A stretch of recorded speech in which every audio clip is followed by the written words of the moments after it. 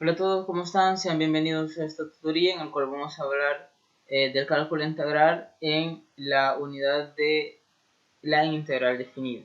Entonces, para ello vamos a abordar partes muy importantes como lo son sumas de Riemann, como lo son las propiedades de la integral, teorema fundamental del cálculo y la integral como límite de una suma de Riemann.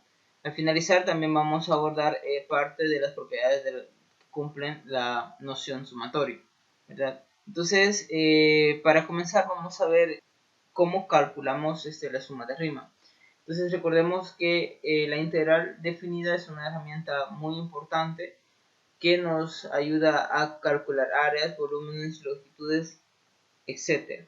Entonces la idea de la integral es que es posible aproximar dichas magnitudes si se divide en pequeñas partes, ¿verdad? Y se suman cada uno de esos valores aportando a cada uno de esos valores al valor total de lo que queremos. En este caso nosotros vamos a tomar a calcular áreas bajo curvas. Entonces justamente lo que vamos a hacer es eso, dividir los intervalos, estamos determinando el área. Por ejemplo, en esta figura tenemos esta región que está limitada por la curva y igual a f de x entre a y b y el eje x, ¿verdad? Entonces lo que podemos hacer es dividir el intervalo a, b en un número finito de subintervalos, ¿verdad? De modo que la intersección entre esos subintervalos sea vacía y que pues no haya no se traslapen, ¿verdad? Eso es lo que se va a hacer. Y los intervalos pues se pueden dividir de esta forma, es decir, si tenemos la división de x1, x sub 0, x1, x sub 2 hasta x sub n, entonces el x sub 0 va a coincidir con el extremo inferior, es decir, a, y el x sub n va a coincidir con b. Entonces los intervalos que me quedan son estos, ¿verdad? X sub 0, x1, x sub 1, x sub 2, etcétera, etcétera, hasta x sub n menos 1, x sub n, ¿verdad? Entonces la región esta que tenemos acá, a la izquierda, se dividen en regiones, a las cuales les asignamos un índice, ¿verdad? Desde 1 hasta n, a esas n regiones. Si nosotros tomamos en cada uno de esos intervalos que hemos encontrado, es decir, x1, x0, x1, x2, x1, x2, entonces nosotros podemos encontrar valores tanto m mayúsculas su i y m minúsculas su i, es decir, podemos encontrar esos valores como valores máximos y mínimos de f en cada uno de esos intervalos, ¿verdad? Entonces, cuando nosotros encontramos eso, vamos a ubicar rectángulos. Cuando encontramos sus valores, evaluamos esos valores en la función y encontramos rectángulos que le vamos a llamar r sub i en esta notación minúscula y r sub i mayúscula a la izquierda y a la derecha, ¿verdad? Respectivamente. Entonces, en este caso, cuando sumamos todas las áreas de los rectángulos r sub i minúscula, los r sub i minúscula van a corresponder a los m sub i minúscula, ¿verdad? Es decir, cuando nosotros ubiquemos los mínimos de las funciones en cada uno de esos intervalos, evaluamos en la función y esa va a ser nuestra altura de los rectángulos y nuestra base van a ser justamente x1 menos x0, x2 menos x1, eso van a ser las bases de nuestro rectángulo. Y la idea es que el área de la sumatoria de esos r sub i minúsculas, ¿verdad? Es menor o igual que el área de cada uno de estas regiones, ¿verdad? Que el área de la suma de todas las regiones, y eso va a ser menor o igual que el área de cada r sub i. Es decir, esto va a funcionar para igual 1 hasta n, ¿verdad? Es decir, para cada una de estas regiones, el área de la r sub i minúscula, ¿verdad? Es decir, por ejemplo, para el primero, nosotros evaluamos, en este caso, el menor valor sería este valor. Entonces aquí formamos un rectángulo y esta área va a ser menor que el área t sub 1, ¿verdad? Y si nosotros tomamos el valor máximo, que sería este valor, y formamos el rectángulo, esa área va a ser mayor que el área de sub 1. Entonces, para cada una de todas estas regiones, esta desigualdad que tenemos acá se va a cumplir, ¿verdad? Entonces, esto pues, el área de cada r sub i va a ser m sub i por x sub i menos x sub i menos 1, lo que habíamos comentado. Y acá pues de manera igual, ¿verdad? Entonces, donde nosotros podemos escribir esa diferencia, ¿verdad? O esta resta como el delta por x sub i, ¿verdad? Entonces, nosotros acá podemos hacer eso. Lo que estábamos mencionando es justamente lo que está en esta figura. Acá tenemos el valor mínimo en este intervalo y acá tenemos el valor máximo, ¿verdad? Que sería este valor de este intervalo. Y entonces a este le vamos a llamar R sub i, este R mayúscula sub i, y esta pues prácticamente es el área bajo la curva en este intervalo. Entonces lo que nos está diciendo es justamente esto, ¿verdad? Que el área de ese rectángulo R sub i minúscula es menor o igual que el área de la región, y esta a su vez es menor o igual que el R sub i, R mayúscula sub i, ¿verdad?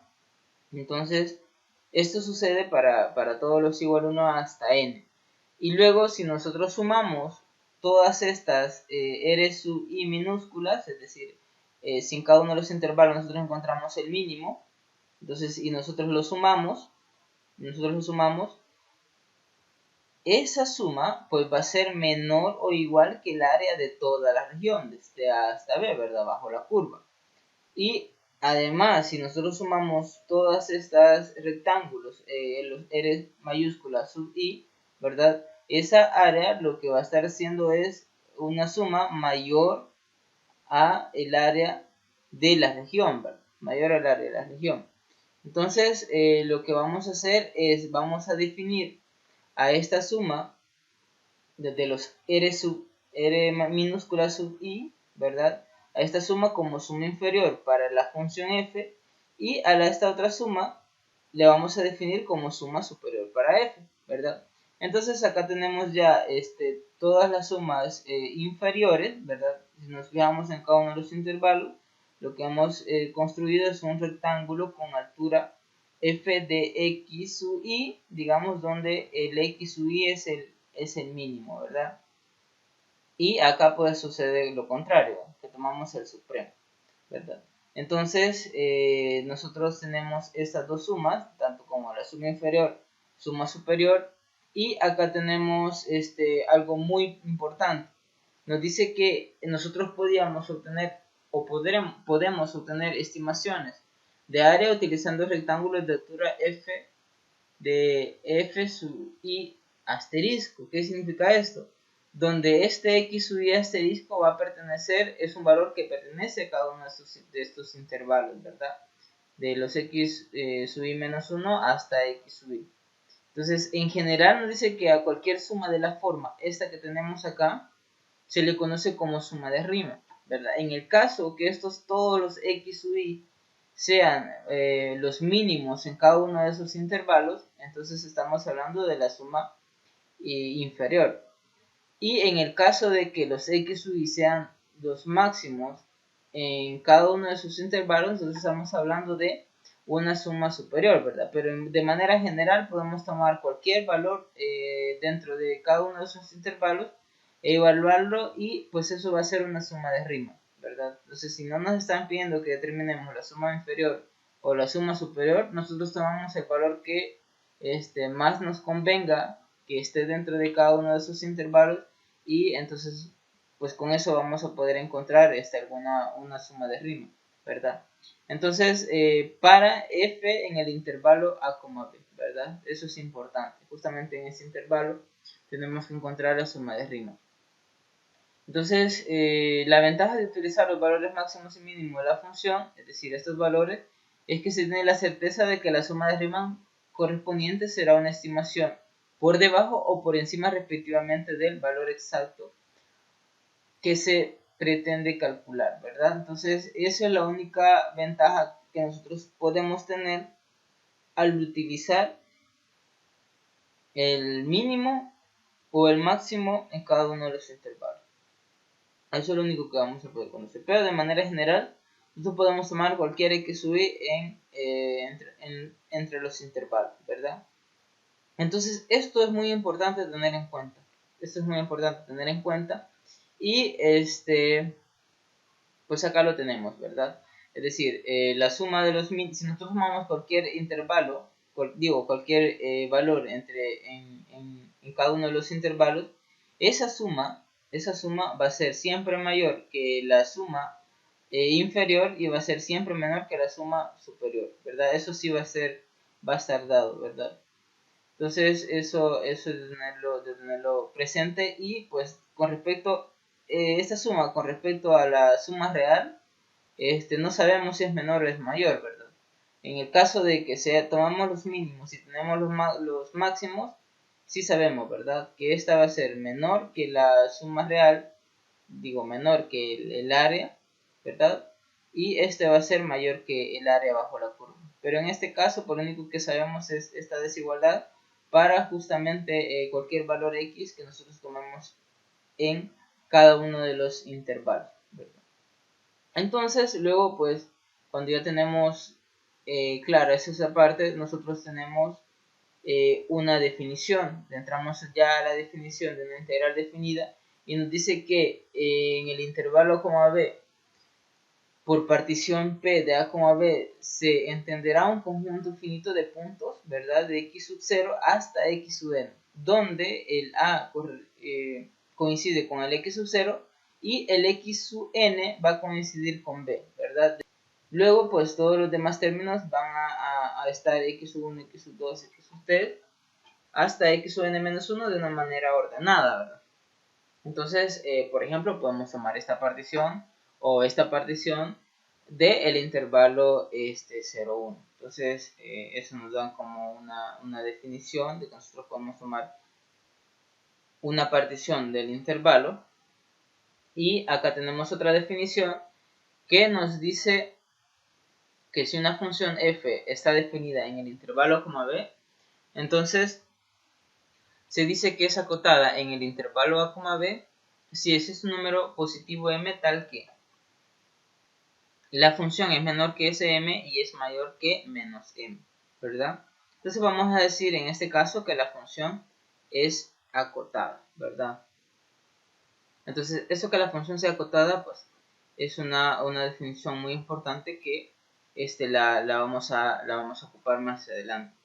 Entonces luego pues hay otra definición que nosotros vamos a definir este valor, ¿verdad? L sub f de p como la suma de los m minúscula sub i por cada uno de los intervalos, ¿verdad? A esto le llamamos anteriormente suma superior y la vamos a escribir en términos de sumatorio de esta forma. Es decir, la sumatoria de este igual 1 hasta n de los m sub i por los delta de x sub i, ¿verdad? Es decir, estos son las longitudes de cada uno de los intervalos en el cual hemos dividido nuestro intervalo a, b, ¿verdad?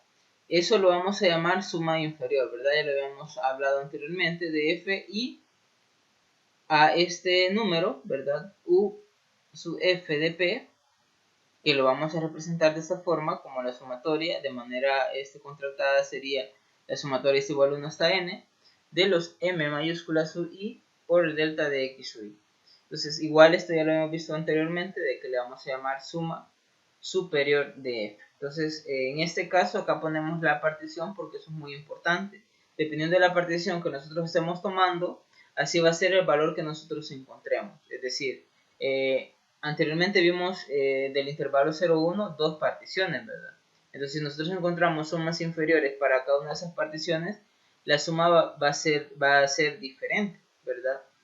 De la misma forma, si nosotros ubicamos o queremos encontrar la suma superior de f en esas dos particiones, ambas sumas va a ser diferente. Por eso acá pues es necesario identificar o poner la partición a la cual nosotros estamos encontrando las sumas superiores o las sumas inferiores, ¿verdad? Entonces acá en este caso se hace un ejemplo en donde en el intervalo a, b, ¿verdad? Que sería 0, 1, ¿verdad? Ya un intervalo específico. Con esta partición y esta función, nosotros encontramos los m sub i, los m minúscula sub i, para determinar la suma inferior y los m mayúscula sub i para determinar la suma superior. Entonces acá se hace un razonamiento porque lo que vamos a encontrar, recordemos que suma inferior, tomamos el mínimo del x, ¿verdad? En donde la función sea evaluada, sea mínima, ¿verdad?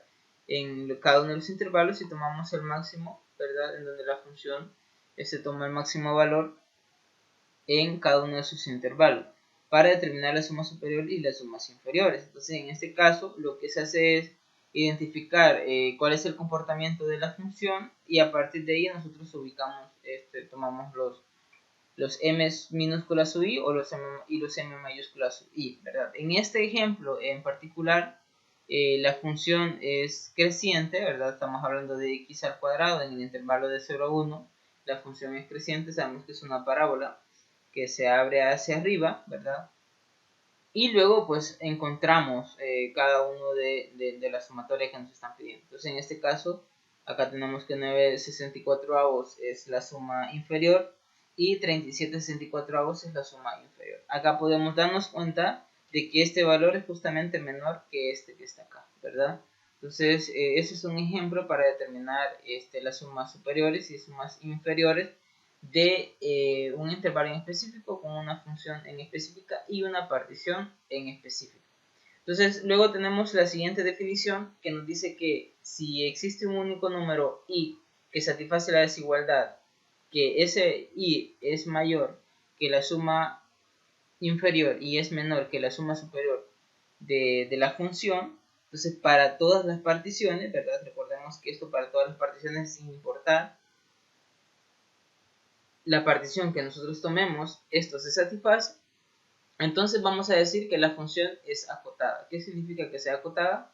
Que exista un valor m tal que el f de x es menor que sm para todos los x en ese intervalo y es mayor que menos m, ¿verdad? La definición que vimos anteriormente.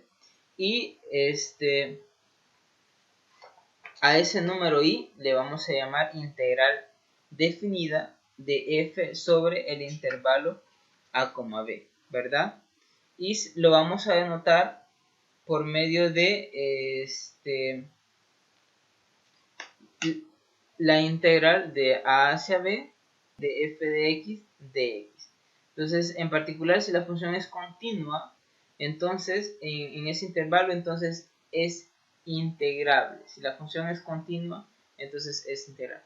Vea que acá nos está dando una condición muy importante. Si ya sabemos que la función es continua, entonces la función es integrable. ¿Qué significa que sea integrable?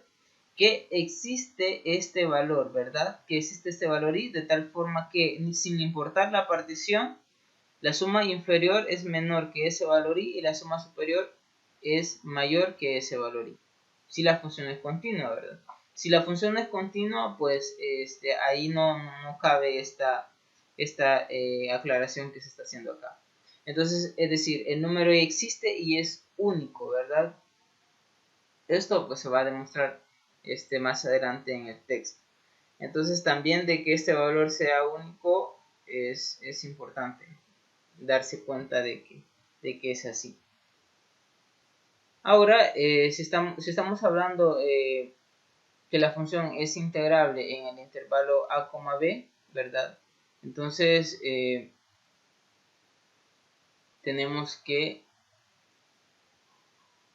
el área bajo la curva o bajo la función o bajo la curva de f en el intervalo a, b, pues la podemos encontrar como la integral definida de a hacia b de f de x, ¿verdad?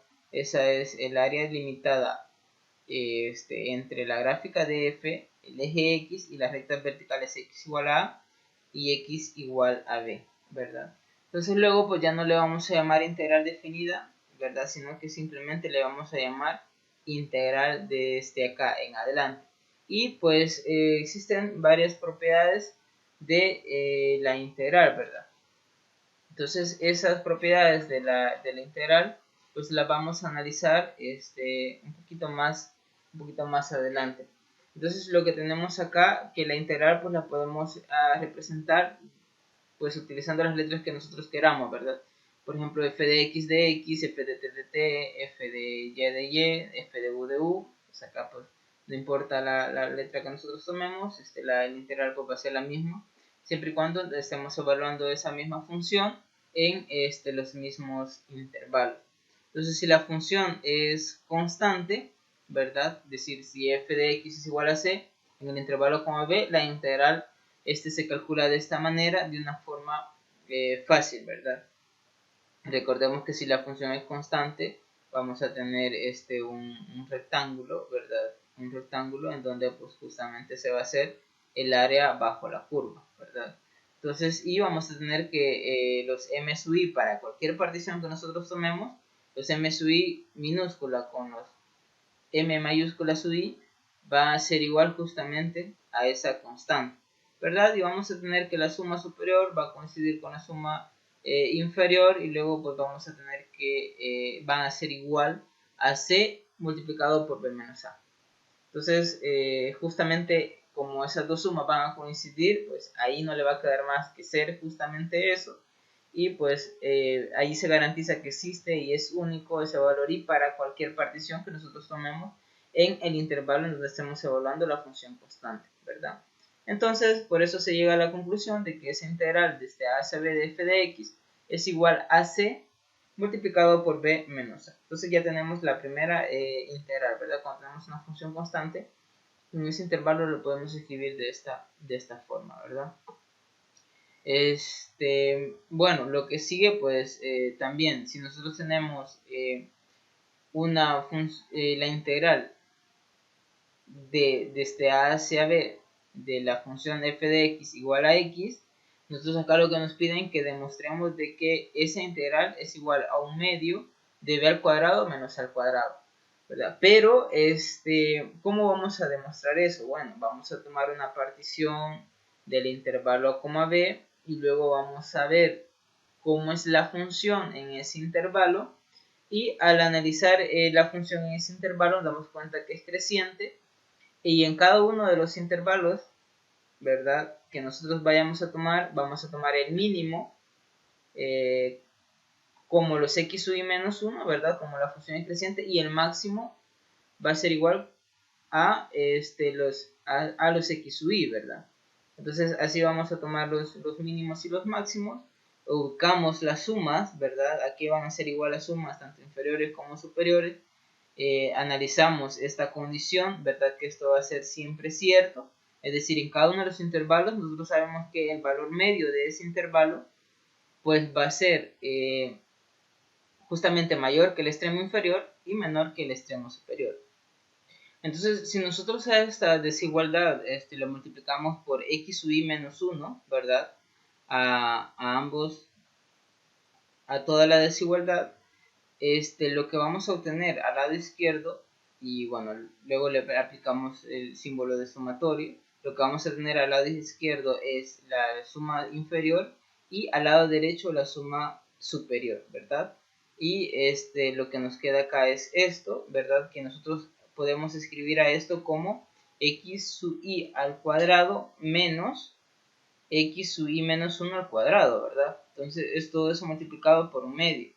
Entonces, si nosotros hacemos esta sumatoria, lo que nos vamos a dar cuenta es que justamente esa sumatoria es igual a un medio de b al cuadrado menos a al cuadrado. Entonces, por lo tanto, esa suma inferior va a ser menor que un medio por b al cuadrado menos a al cuadrado, y eso va a ser menor que la suma superior, ¿verdad?, de esa partición. Y entonces esto, recordemos que ya no tiene nada que ver con la partición que nosotros hemos tomado, simplemente son los extremos, es decir, este valor es único porque los extremos, pues, el a y el b, pues son justamente el intervalo en donde nosotros estamos encontrando las sumas superiores y las sumas inferiores. Entonces, sin importar la partición, justamente este valor va a ser mayor que la suma inferior y va a ser mayor que la suma superior. Por lo tanto, este es el valor de y, ¿verdad? Entonces, justamente la integral desde a hacia b de x, ¿verdad? De f de x igual a x, pues va a ser un medio de b cuadrado menos a al cuadrado. Y de la misma forma, nos piden que demostremos en otro ejemplo de que la integral de bueno, para f de x igual a x cuadrado, sabiendo que eso es integrable, ¿verdad? Porque sabemos que es continua, nos piden que demostremos que la integral de 0 a 1, es decir, en el intervalo de 0 a 1 de x cuadrado, es igual a un tercio, ¿verdad? Nos piden eso y lo que tenemos que hacer es encontrar los m sub i, los m minúsculas sub i, los m mayúsculas sub i, y encontrar suma inferior y suma superior, luego hacer un razonamiento similar al razonamiento que hemos hecho anteriormente, y darnos cuenta de que darnos cuenta que i va a ser igual a un tercio, ¿verdad? En ese intervalo de 0 a 1. Entonces, es un tercio, pues justamente es mayor o igual que la suma inferior y menor o igual que la suma superior, ¿verdad? Y ahí pues concluimos de que la integral de 0 a 1 de x cuadrado es igual a un tercio, ¿verdad? Acá nos dan esta observación que lo que ha sido clave es esta identidad a la hora de hacer esta integral, utilizando la suma superior y la suma inferior, ¿verdad?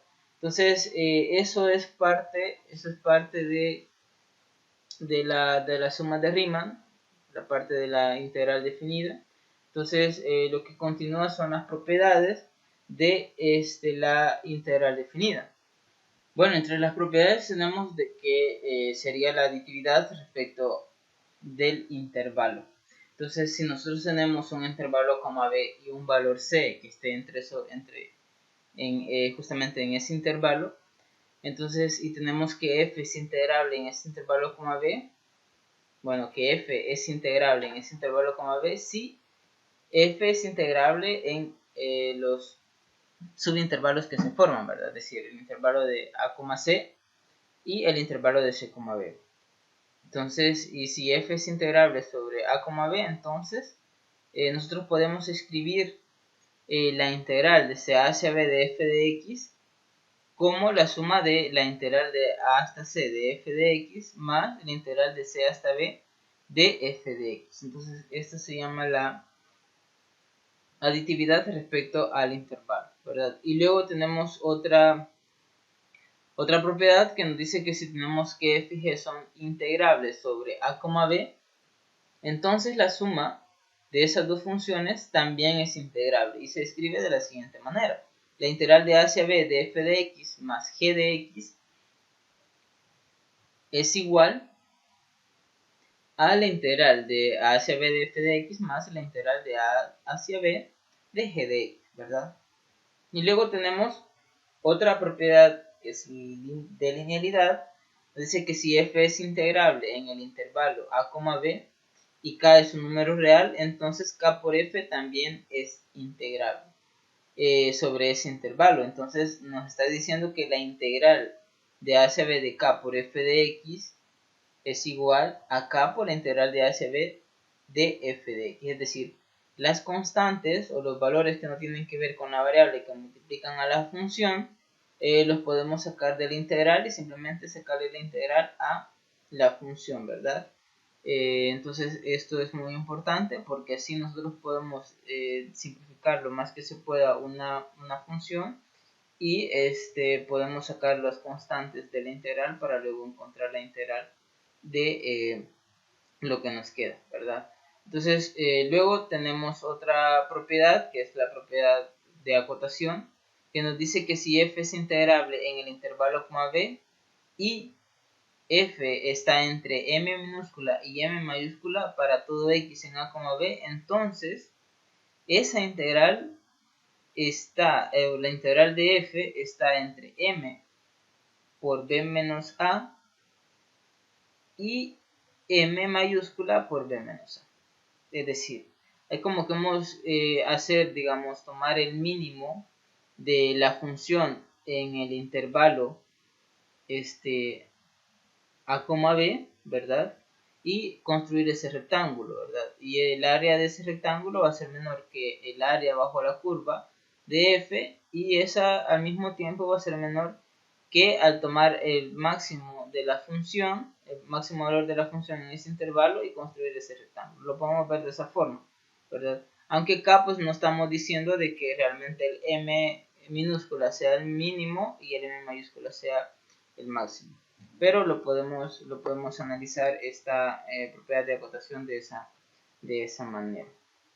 Entonces también tenemos que la integral de a hacia a de f de x es igual a 0, y que la integral de a hacia b de f de x es igual a menos la integral de b hacia a de f de x. Entonces podemos analizar esas partes. Entonces tenemos el siguiente teorema que nos dice que si f está definida y acotada sobre el intervalo a, b, entonces f es integrable sobre a, b. Si y solo si para todo epsilon mayor que 0 existe una partición p de a, b tal que la diferencia entre la suma superior y la suma inferior de esa partición es menor que este epsilon.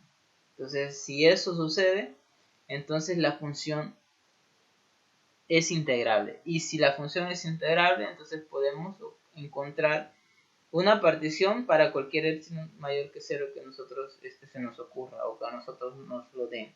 Entonces este teorema es muy importante también en ese sentido, ¿verdad? Que la función es integrable en este intervalo si sucede esto, es decir, nosotros podemos encontrar una partición de tal forma que la diferencia entre la suma superior y la suma inferior es mínima. Recordemos la definición de la integral definida, ¿verdad? Que tiene que haber un valor i que esté entre la suma superior y la suma inferior, de tal forma que sin importar el valor sin importar la partición que nosotros tomemos, ese valor i va a existir y además va a ser único.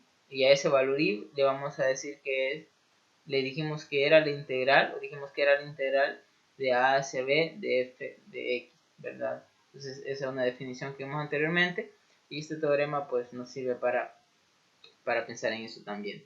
Entonces luego la siguiente definición, si tenemos q, si tenemos una partición q, es un refinamiento de la partición p si todos los puntos de p también están en q, ¿verdad?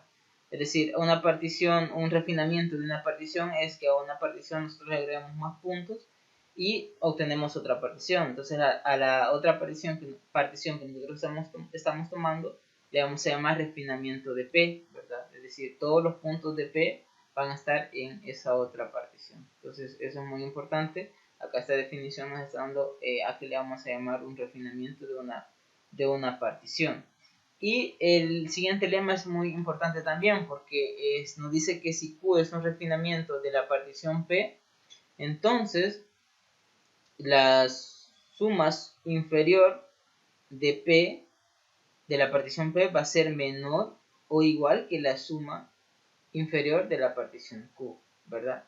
Recordemos que a medida que nosotros vayamos a hacer una partición un poco más pequeña, digamos, intervalitos más pequeños, es decir, entre intervalitos más pequeños nosotros vayamos tomando en el intervalo con AB, es decir, la partición es mayor, ¿verdad? El número de intervalos va a ser mayor. A medida que la distancia o la longitud de cada uno de los intervalos tiende a 0, es decir, es porque vamos tomando más intervalos. Entonces, a más intervalos o a más regiones, si lo queremos ver de esa forma, va a ser la suma inferior se va acercando más a la suma inferior a la suma superior, ¿verdad? Lo vamos acercando más al valor real del área bajo la curva.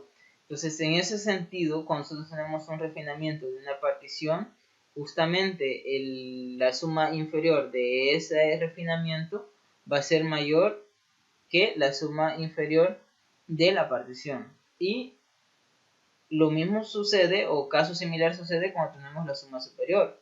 Es decir, la suma superior de la partición va a ser mayor o igual que la suma superior del refinamiento, ¿verdad? Entonces esto es muy importante, ¿verdad? Cuando nosotros queremos encontrar sumas superiores e inferiores, de una partición y el refinamiento de esa partición. Entonces esos son resultados muy pero muy importantes que nosotros tenemos que tener en cuenta pues a la hora de encontrar las sumas superiores y sumas inferiores de Riemann, ¿verdad? Entonces acá tenemos este lema que nos dice que si P sub 1 y P sub 2 son particiones del intervalo como B y sea f una función definida y acotada sobre ese intervalo, ¿verdad? Entonces la suma inferior de P sub 1 va a ser menor o igual que la suma superior de P sub 2, ¿verdad? Entonces recordemos que si la función es una función definida y acotada en ese intervalo, entonces nosotros podemos obtener esto que está acá. Recordemos que todas las sumas inferiores, ¿verdad? De todas las particiones que nosotros podamos sacar de una función que es integrable, entonces van a ser menor que la integral de esa función en ese intervalo como b. Y todas las sumas superiores, ¿verdad? También van a ser mayor que la integral de esa función en el intervalo como b. Entonces, sin importar las particiones, yo sé que esta desigualdad siempre se va a cumplir, ¿verdad? Recordemos que ese lema lo podemos demostrar utilizando la definición que acabamos de ver anteriormente, ¿verdad? Entonces, eso es muy importante también darse cuenta de eso, es decir, sin importar las particiones, yo tengo seguro que esa desigualdad siempre se va a dar, ¿verdad? Luego tenemos este teorema que nos dice que si f es continua en el intervalo b, entonces f es integrable en ese intervalo, ¿verdad? Entonces, este teorema es muy importante, ¿verdad? Si la función es continua, la función es integrable, ¿verdad? Entonces es un hecho, es una condición muy fuerte que la función sea continua. Ahora tenemos el teorema fundamental del cálculo. Entonces, supongamos que f es continua sobre a, b, entonces podemos definir una nueva función f mayúscula sobre ese intervalo dada por f mayúscula de x igual a la integral desde a hacia x de f de t, ¿verdad? Entonces nosotros podemos construir esa función, ¿verdad? Entonces, en el caso de que f fuera no negativa en el intervalo b, la función f sería una función que da el área bajo la gráfica desde a hasta el valor x. Recordemos que ese x pertenece al intervalo a, b. Entonces tenemos que el hecho de que el valor f exista para todo x en ese intervalo es consecuencia de la propiedad 1 que vimos anteriormente, ¿verdad? Entonces, luego tenemos el siguiente lema que nos dice que si f es integrable en el intervalo b y f mayúscula está definida sobre ese intervalo por esta función, ¿verdad? Es la que acabamos de mencionar anteriormente, con f mayúscula. Entonces, ese f mayúscula, ¿verdad? Es continua sobre ese intervalo. Entonces, repito, si la función es integrable en ese intervalo y f está definida, f mayúscula está definida en ese intervalo, entonces ese f mayúscula es continua, ¿verdad? Es continua en todo el intervalo b.